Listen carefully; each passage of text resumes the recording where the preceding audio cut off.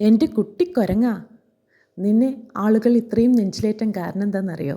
കാരണം നീ അനുഭവിച്ച അതേ വേദനയിലൂടെ പല ആളുകളും കടന്നു പോകുന്നതുകൊണ്ടാണ്. ആളുകൾ അവർക്കിഷ്ടമുള്ള പോലെയാണ് മറ്റുള്ളവരെ ട്രീറ്റ് ചെയ്യുക.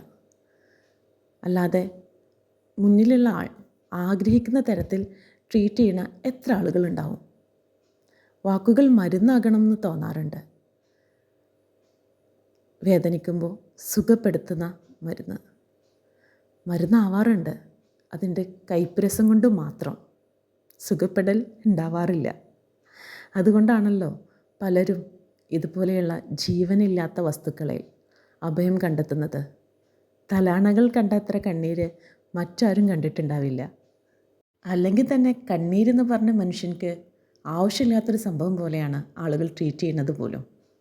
കാരണം വേദനിക്കപ്പെടുന്നവൻ്റെ കണ്ണീരിനേക്കാൾ അവനെ സമാധാനിപ്പിച്ചുകൊണ്ട്, അതായത് നിനക്ക് ഇത്രയല്ലേ സങ്കടമുള്ളൂ, ഞങ്ങളുടെ സങ്കടങ്ങളൊക്കെ നീ അറിഞ്ഞു നോക്ക്, അപ്പോൾ നീ തല കറങ്ങി വീഴും എന്ന രീതിക്കായിരിക്കും പ്രതികരണം. പക്ഷേ കുറച്ച് നേരത്തെ ഒരു ഹീലിങ്ങിന് മിണ്ടാതിരിക്കുന്നത് പോലും ആശ്വാസമാണ്.